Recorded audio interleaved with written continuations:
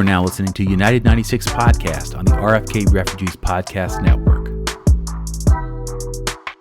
And welcome in, ladies and gentlemen, boys and girls, to United 96 here on the RFK Refugees Podcast Network. The season is mercifully coming to an end very soon, but not before it decides it wants to just kick us while we're down. Not soon enough, arguably. Not soon enough, apparently. Well, guys, I'm going to go right about it. This is not going to be a fun show. I think this might be the least fun show for John and I to record. We want to hear your comments.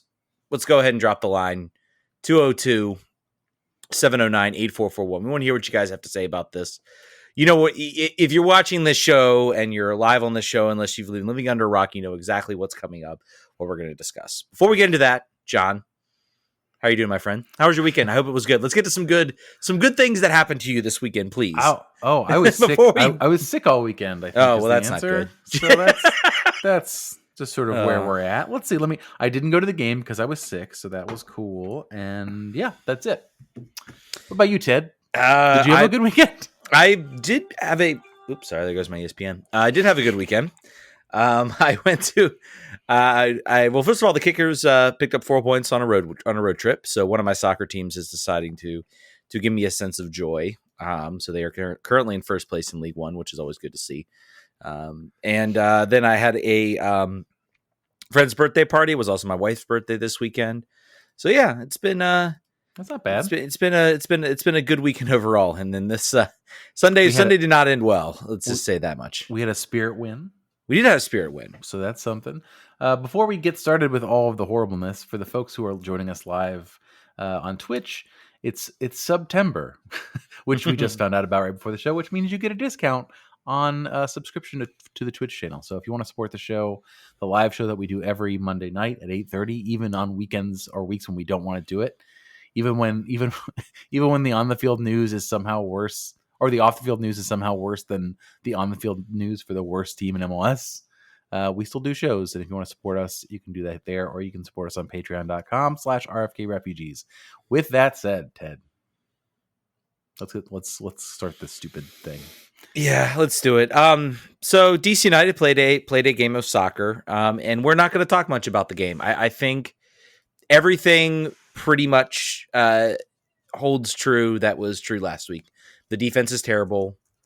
This team can't stop stepping on rakes. The last goal from Gonzalo Higuain was just a perfect summation of this whole season. I think Russell Canals got the ball, plays it off. Miguel Berry redirects off. Miami get a quick counter. The ball goes in the back of the net. Yeah, it was just a bad ending to the game that just seemingly got worse. And, obviously, I mean, the good things, I guess, were, great assist by Chris Durkin. Nice finish by Christian Benteke. Could have had more goals. Could have absolutely had more goals. His footwork leaves a lot to be desired. I'm reserving judgment. Reserving judgment until we get to next season for him. I think I've seen at least some positive upward mobility, let's say. But yeah, as far as the game goes, I mean, it was pretty much your typical 2022 DC United game. They did score some goals, which is good. With a David Ochoa howler, which is a new feature of 2022 in DC United. Yeah, I'm not. Yeah, not the greatest moment from him. I think a lot of fans were starting to step on him a little bit, and I'm like, well, he's been excellent regardless of this. So I think we need to kind of maybe accept that maybe this guy is still human and he's going to make mistakes like all goalkeepers are going to make. And it doesn't excuse the fact that the team still went out and scored 2 goals. So even if you take away his goal, there were still some really bad defensive breakdowns that were not his fault that ended up as goals. Yeah, remember, this team doesn't really score goals anymore. So the fact that we scored 2 and still didn't win against Miami is suboptimal. But that was somehow not the most important thing that happened. We had a second half to forget. Yeah. Let's start. I guess we'll go ahead for those who may not be aware. I think everybody somehow let's stop just like pretending everybody. Maybe you don't know, so maybe we'll talk about it. Maybe you're not aware. Maybe you're listening to us to the first time, which in case, welcome. This is not to be the greatest podcast to start with. Check out some of our early work. It's much happier. So there's a incident. I believe it's Damian Lowe is the player for Inter Miami, and Taxi Fountas both jostling for the ball. There's a scuffle. Some words are exchanged, and then Damian Lowe proceeds to run off. On the TV, it was kind of like they showed a replay. Okay, it's a foul. We'll move on. And then suddenly the game just wasn't resuming. The referee was trying to run a very, very odd situation to watch on TV. Referee was trying to run over. He went over to both Wayne Rooney. He went over to the captains. He went over to Wayne Rooney and Phil Neville. And basically, from what we were gathering at the time, it was a serious situation. At that point, you kind of had this like pit in your stomach type of feeling that something's not right here. Something's not. The players are being talked to. You've got DeAndre Yedlin coming over, and basically the referee runs over. He gives sort of end the situation. He gives a yellow card to Damian Lowe, a yellow card to Taxi Fountas, and then Taxi Fountas is immediately subbed off. And that was obviously not a good indication. Something happened, and I think there were people in the stands saying something happened in that exchange. We come, and I think everybody had in their head like this was probably some sort of racial. I didn't have that first assumption, to be honest with you. Really, what did you think? That didn't even. To be honest with you, it did not even cross my mind as a possibility. So naive of me. But, then I started seeing comments responding to Pablo's original tweet. I was just like, did they do a mistake with the substitution again? Did they do an ineligible substitution, which would not be the first time? What else could it have been? But this really, I'll be honest, it wasn't what I thought at first. And then once that possibility was broached, I was like, oh man, it's definitely that. That's yeah. Great. Wonderful. Yeah. And so you're hoping it's something. I don't know. I don't know what I'm hoping at that point. Honestly, I had a bad feeling. And then it was confirmed at the post game by Phil Neville. Wayne Rooney did not want to comment on it. He was asked about it. Did not want to comment on it. So there was a complaint made by a player. Probably can't comment. Probably can't. I think. Yeah. Probably pending investigation. Phil Neville, confirmed it was something racial was said to Damian Lowe. Yedlin gave a little bit more, and I think I've seen some comments from some people. I think Yedlin's comments are being taken a little bit out of context, because if you watch the situation, it's very clear that Benteke is way closer to the whole situation than he is. So I don't think it's possible for Yedlin to actually hear it. I think Yedlin is recounting the story of what Damian Lowe said to him, which was, here's what happened. I'm a Mabika, apparently, who is the quote is that he is the most mild-mannered guy on the team, and if he reacted strongly, something was up. So Yedlin did not hear it firsthand. He heard it secondhand, almost thirdhand, from a player who had overheard it being told to Lowe. So it is very much a game of the worst type of telephone that you could possibly have. But that's where we're at. That's the current standard. So it was that Lowe walked away after the tussle, after the little bit exchange of hands. Yedlin says the word was said as Lowe was walking away. Mabika heard it, reacted strongly, told the other players what was going on. I assume then told DC United players, like, check your boy over here. This is what he just said. That's what you see Benteke talking to Lowe. You see the referee talking to the captains, which is when he's telling them this is what's going on. So chaos really devolved very quickly. And, I think, to your point, I think what was said was like, we're not going to play if he doesn't leave the field. Mm-hmm. And Phil's like, my guys are going to leave. And Wayne's like, well, we'll just sub him off. He didn't. Now, like someone was saying that was the bare minimum of what he could do. Not true. The bare minimum would have been, I'm staying on, your players can leave, we'll take the forfeit victory. So that's the bare minimum. So I think Wayne did all the things that he could do right there, I think, possibly. And I don't begrudge him for not making a declarative statement, in the locker room, because what are you going to say at that point? So we find ourselves now plus 24 hours, I think, maybe about almost exactly. Yeah. In a position where there's an investigation underway or pending, probably underway at this point. There was a statement by the player, by Taxi Fountas. There's a statement by the team. They're pretty anodyne, basically. I don't have it in front of me here, but it was basically like, we understand that there's an investigation underway, and we will participate in it. Basically, Yeah. we will comply with the investigation. I want to find the Taxi Fountas quote too. I'll do that now. Yeah. Go ahead and bring that up, because I think this is worth breaking down. And I guess the most surprising part about this is I don't want to say surprising part about this. I'm not saying that. I'm not saying at all that because Taxi can barely speak English, which has been widely reported amongst everybody, that he does not speak English fluently. He really, relies on sort of a German translator. Obviously, he's been living here for a few months. Maybe he's picked up on some phrases and some keywords.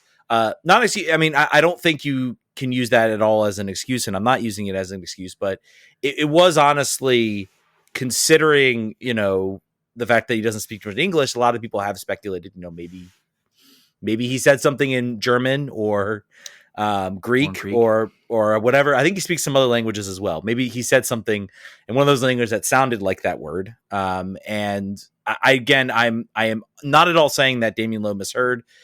I believe Damian Lowe. I believe that he heard what he heard.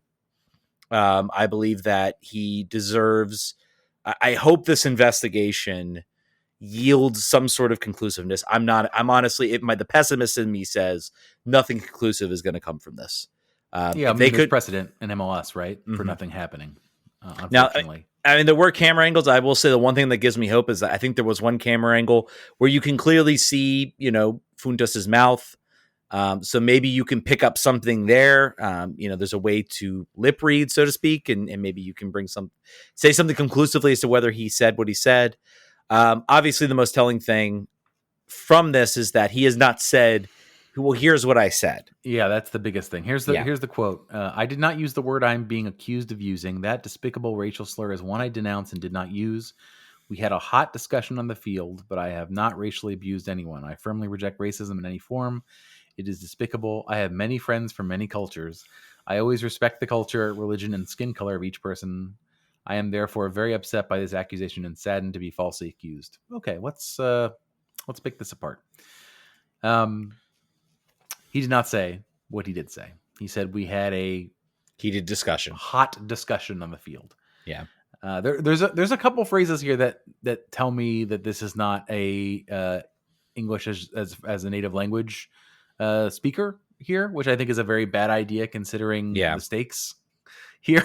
I think I said this somewhere else in Discord. Like, I feel like if his agent had not contacted a crisis communications specialist to help him write this statement in the 24-hour sense, he should be fired, just as a negligent member of his entourage. But so there's that. He said, I did not use the word I am accused of using. I did not use it.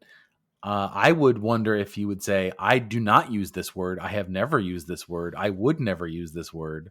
Versus saying, I did not use that word here. He didn't say here, but the here is sort of subtext. And then I have many friends from many cultures. Like that was, that's never the club to pull out of the bag, particularly in this situation. But not that kind of hit a little hard. It's your typical. It's a typical comment from somebody who actually did say that word. They say that stuff. They do. It's a running joke at this point when people say those types of things. So yes, all I wanted to hear was, this is what I said. And I understand that it could have been misinterpreted. Or it's this word that sounds like this. That's like the only fig leaf here. Is that Lowe thought he heard that, and here's the explanation of what he might have, what might have been actually said. Because that's the only fig leaf And I'm not looking for a fig leaf necessarily. I mean, there are, and we'll get into this too, like with the fan bases, sort of how this fan base is reacting to this and how challenging it will be to move on from this, because we're not going to have a positive resolution. But this is a situation where there is, it's one of those, in the best case scenario, it's a misunderstanding. And that is like the one variable where you can find your way forward in this. Yeah. But all the other variables you can't. All the other, versions of reality that Doctor Strange saw, like the all of the rest of them mean that Taxi needs to leave this team, and this team is now back to square one. That is, I would say, probably the lowest concern on my book right now, sort of saying what does this do to DC United on the field? Because we suck. We're in last place. Who cares? Like, on the field consideration is pretty minimal to me, and probably you too, Ted. Yeah. But let's talk about sort of what the reaction has been, sort of what you've observed. I mean, the reaction's been, what I have expected. This is something that is a massive problem around the soccer world. It's obviously even this weekend, right? Yeah, exactly. Yeah. This is a massive problem around the soccer world. We've had plenty of issues of homophobia and other issues. We had Alexander Katai lose his job as well because of something his wife said, but still something very serious and extremely inappropriate. So this is a problem that exists around the soccer world, and the reaction is what I would expect. And it's a positive thing that amongst major, segments of the fan base, including Rostrum Collective, Screaming Eagles. I'm not going to bring up the tweet from the other group. I'm not doing that. Right. I'm not bringing that one up. Noticeable by its exclusion who did this wrong. We'll just say that. Very noticeable. We'll leave that as it is. But I mean, the response from the group was, we believe Damien Lowe and Taxi should go. I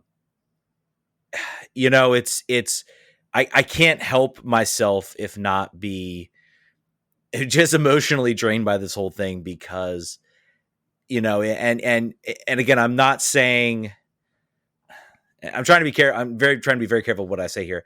I understand there are bigger things in this world than soccer, and the idea I have of Taxi and what he sort of brought here when he first came here, and sort of the bright spot that he had on the field, the joy is going to be extinguished. And if this is proved inconclusive, if the team's like, we have no definitive way, we're not saying that Taxi did or didn't say this, but there's nothing we can conclude from this investigation, and Taxi is still on this team. I question, the amount of investment that I want to put into this team. The weekly podcast I host live right now on this screen, I question how much do I want to keep putting into this team if they are going to continue to allow this. I think as a whole, if this team, decides to stand by and, say, oh, well, the investigation didn't find anything. He's not saying he did anything,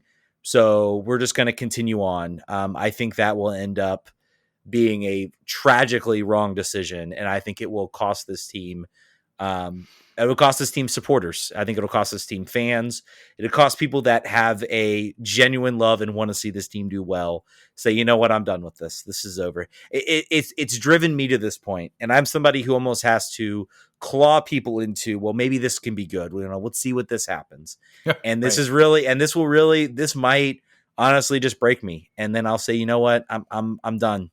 Until I see some, actual change in this organization. Like this is like the lowest form of what this team can do.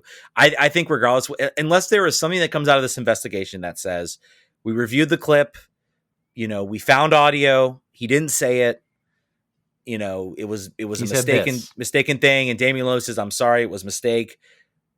I do not, and even then, I don't think you would get anything like that from him, because he'll say, I heard what I heard. I don't care what anyone says. I heard what I heard. And we've not heard from him publicly yet. Yeah, he's the one true. person we haven't heard from. I don't think we'll expect him from that. But I mean, unless there's something like that comes out here, I don't see a path for how you can keep Taxi around for next season for this team. I think this team has to say, look, we got to do a buyout and we got to start over and we gotta let you go. Here's your contract. Goodbye. If he did say it, well, then in a way, the decision gets easier for DC, because I would be shocked if there is not something in that contract that says, some morals clause or some, detriment to the team type of clause that the team can then exercise and say, yep, your contract's done, goodbye. But I don't think we'll see that. I think that is the least likely of options, unless there's some sort of hot mic that picks it up. Yeah. But I mean, that I think is the two options that are in front of DC right now, if they realize it or not, unless there's some sort of miracle out of this investigation, which again, not expecting anything. No. Yeah, it's a tough spot to be in, right? Because I think by default I'm a due process guy. By default, I'm a hear people out before you rush to judgment. And because this is going to be a Rorschach test for supporters, there's no way to get joy out of this. There's no way, like you said, unless there's something very exculpatory where it's like, you thought he said this, but he said this that sounds very much like it, and everyone says, whoopsie, we made a mistake, and then we can move on. He's not in a position where he's willing to share what was said. He maybe is not allowed or being advised to not by his lawyer. If he's not found to have done it, I'm very curious to see what leverage the team has from a legal perspective to terminate, and what does a mutual termination look like? Does that mean he gets paid out his entire contract and they pay him to go away? Maybe you do that. I also wonder if, from his perspective, if he's not forced out, does leaving because of this thing sort of like end his career otherwise? Like if he's able to stick around and stays for 3 more years and plays well, like we have unfortunate, again, precedents that says like some people will move on from this. Some people will give him a second. So like, it's just that has happened before. Mm-hmm. So I'm just very curious to see from his perspective, like what is this finding show? What did he say that he said? What did Lowe say that he heard? What are all the interviews from everybody else say? And by the way, we have no idea if the MLS is going to be transparent with this investigation. Yeah, and let everybody know this stuff. They might just say we've concluded our investigation and we have no findings, or we've suspended Taxi Fountas for 10 games, or whatever it is. I mean, honestly, I mean, if they find that he did this, I mean, it's. I think we're talking a massive suspension. Yeah, half a season probably. I'm saying I'm saying a year at least. You think a year? I think a year. I think you have to set. This would be I think the first. This is again, and what's talked a lot about this. We talk about the Black Players for Change. One player who has not commented, who's on the team, who's been a big leader in that, has been Bill Hamid. He's been absolutely a part of the Black Players for Change. Yedlin was a big part of it. That's why he kind of led sort of in that situation on the field. We haven't. I'd be curious if we hear from him. What does the support look like? What does the support look like from teammates?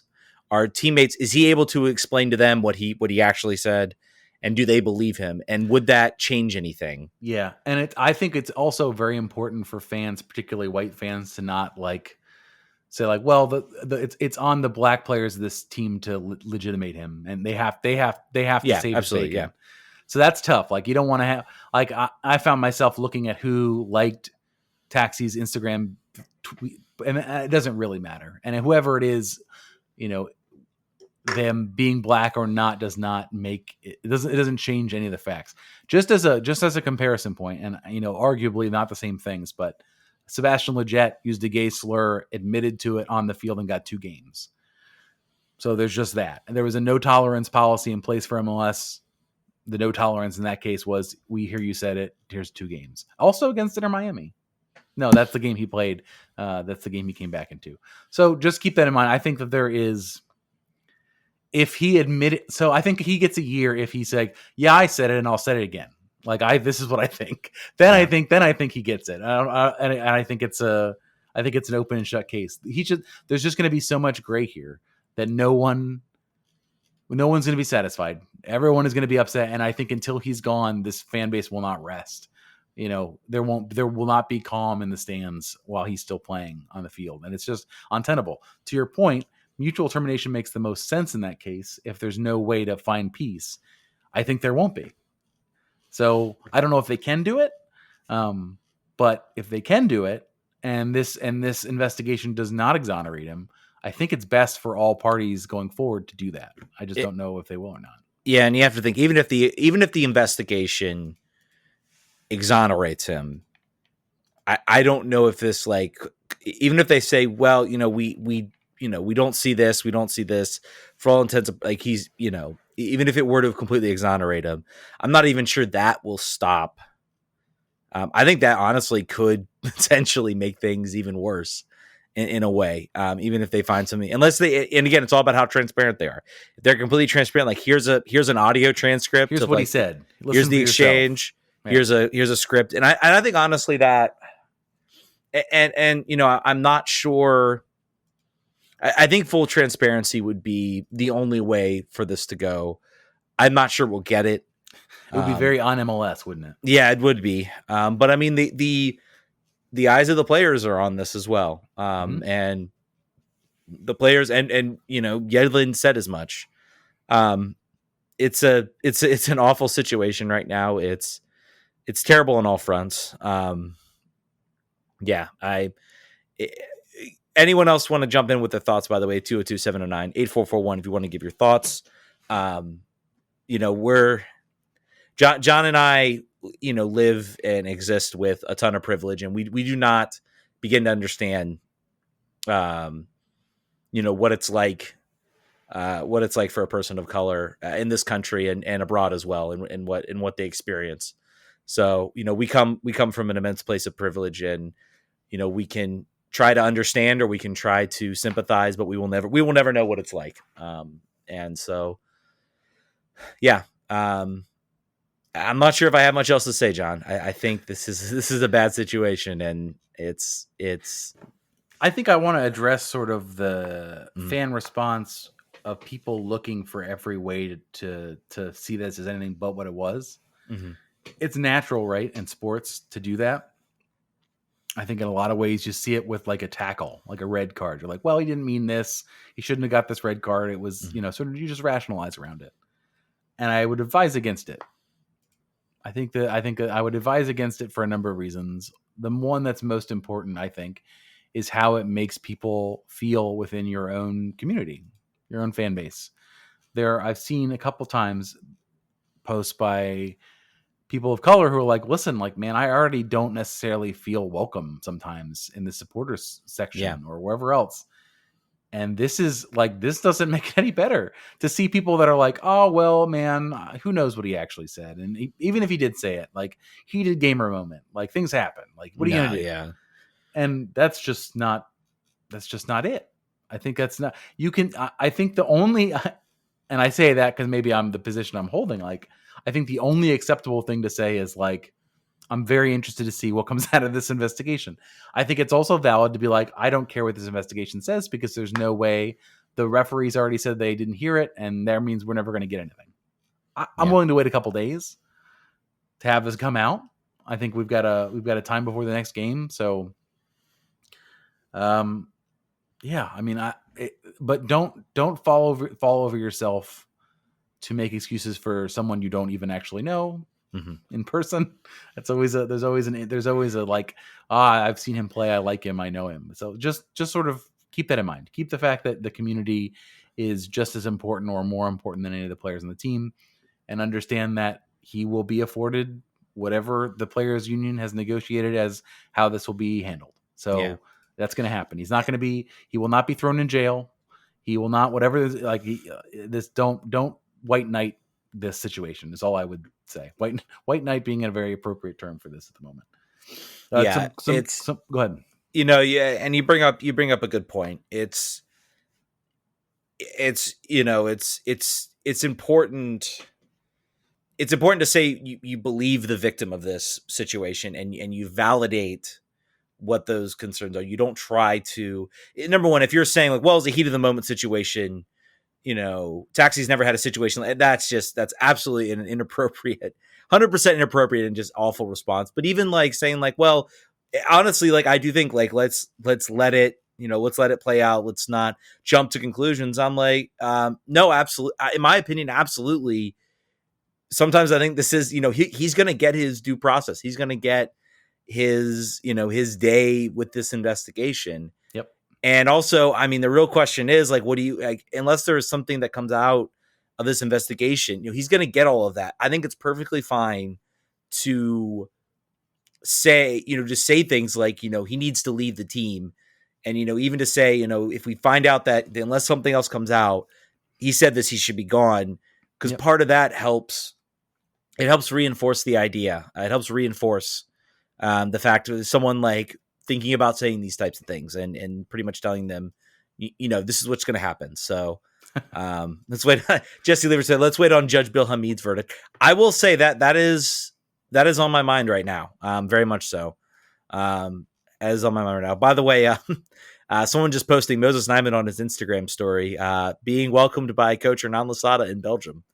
So there you go. And I would have thought they were not friends considering all the DNPs that Losada threw his way, but apparently that's bygones are bygones. I guess not so, a problem anymore. But Bill Hamid, by the way, the one thing that's still sort of somewhat quasi sport related, Bill Hamid's last game with DC United, most likely, 100% chance will be last game.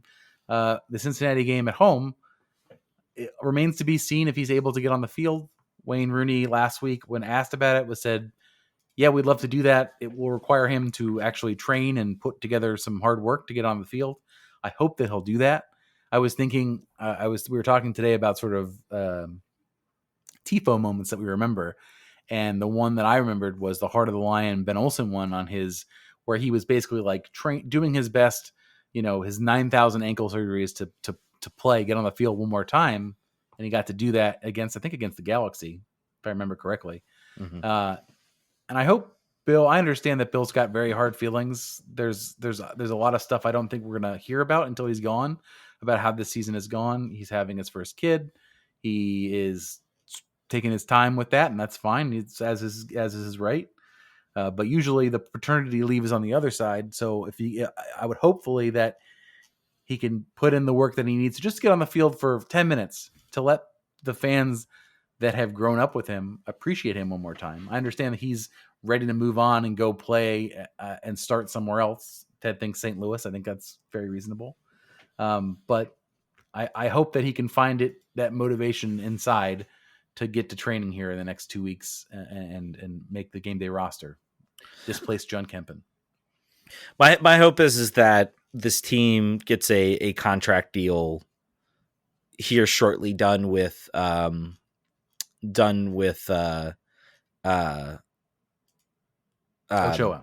Thank you. I don't know why I lost that name. Gets a contract deal done with Ochoa. That's all settled. And then you can say, okay, last game of the season, let's, send off Bill Hamid. We've got our goalkeeper for the future. And then, we can give Bill Hamid one more start. What's going to happen is we're not going to have it lined up in 3 weeks, and he's gone, and and we're going to be like, all right, we've got Rafael Romo as your starter next year as currently, and some people are going to be really excited about that. Yeah. SC Lad, just to get some comments here before we wrap here. SC Lad 95 said, I saw a lot of folks on Twitter citing a similar incident with Francisco Fragapane of Minnesota United last year. Looks like he stayed in the team. Not using this to defend Taxi, but wondering if there's something us fans can learn from that, along with MLS's handling of that investigation. Yeah, you heard correctly. They did nothing. There was an investigation. There was not a finding of guilt, and they did nothing. And yeah, I mean, what can you learn from that? I think you can learn that there are people that are very doubtful of MLS's ability to prosecute this in a way that is satisfactory to anyone. Except for maybe Francisco in that case. So that I think that legitimizes people's concern about how this is going to go. I think that's all I'd say about it.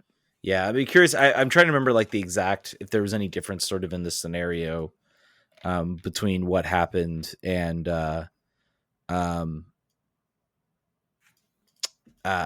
what happened, if that was during a game, if it was during, a moment. I think there, I don't know. Who knows? There were a lot of cameras. I think, like I said, I think there's a good camera angle when Lowe is running away. So maybe there's something they can glean from this. That they can glean from this that would be conclusive as to whether he did it or not. That's really all. I mean, that's really all we can hope for at this point. And we'll see what happens with the investigation. Yeah, I was about to say, what's your guesstimate, but we won't do that. I was going to say, I think I said before, I think we now have 2 DP slots that we have to look at in the off season, and that is potentially true, but we'll see soon enough. There's no real reason to project on that. Yeah, we're probably going to wrap. I mean, the game happened, and there's more games to play, but it feels entirely inconsequential. It seems like from a fan base, we might have suffered enough already. Yeah. But it is not the case. There is more wandering in the desert for us. Also, I believe there was reports of supporters group people throwing stuff on the field, including a drumstick. I heard something about I think there was one of the Miami video guys was egging fans on. I think that came from the AMT over on Twitter. Still, that doesn't really matter. Yeah. You still can't throw stuff. No, it doesn't. But it also, yeah, I think it does speak to a little bit to, why is a guy who does video for the team? Yeah, he should get in trouble. He should get a slap on the wrist, maybe a little bit for doing that, and doesn't excuse fans for throwing things. This is like a constant thing with this fan base, and it has to stop. I don't know what the solution is right now. I think right now there is not a really strong structure in the supporters section right now, and that's me speaking honestly. Yep. The leadership that existed there is no longer there. That can kind of sort of, self-police these things. And who knows? I don't know what the solution is to that either. So it's just so stop, knock it off. Exactly. There's no there. I'm trying to think if I want to make my analogy that I made in the Discord publicly on the show. I think I will. The first thing that comes to your mind is the calm down, Greg, it's just soccer gif for sort of like the hooliganism aspects of the supporter group culture at DC United, everywhere in MLS, but we're talking about DC United because that's our area. I think I said being an MLS super fan that gets mad enough to the level of hooliganism is like being a really angry Disney adult, in that there's a disproportionate level of passion for something that is entirely corporate. And not an individual thing with tradition. So it's a bit, just basically calm down. Like it's a single entity structure. It's 26 years old. It's not worth slashing someone's tires about. It's not worth throwing something at somebody. It's not like it should be fun. It should be like a release of tension in a positive way, but it's just not worth anything else. It's not, it just makes me sad, really, is what it does. We have a show about it. So we are in that group. We are disproportionately invested in a thing that we should not be so invested in. However, we don't throw anything. We just waste hundreds and hundreds of our own personal hours doing this show of a team that is perpetually bad or in last place and has racism scandals now. So that's where we're at. Yeah. Let's wrap this thing, man. Yeah, let's burn this week. Let's wrap this thing, guys. Thank you all so much for listening. Thank you guys so much for your support. All I will say is that it gets better. If you're feeling down about this team, I mean, really, honestly, at this point, I think it can only go up from here. I don't know. Maybe there's another bottom. No, this does. Ted, I do think this feels extremely bottom. I feel like this. Like it does. Yeah, I will say this has been the toughest show I've had to prepare for, but I still want to get on it, and it's very cathartic still to talk to you, John, and talk to you all about the team. So, yep, guys, this is going to be. I don't know if we'll be back next week because I think it's the international break. I think we've deserved a little bit of a break. Maybe if there's something major from the investigation, we will. Yeah, I'm going to be on an airplane, so we'll just say no show. No show next week. No show next week. Thank you guys so much for listening. We will catch you guys next week. Vamos.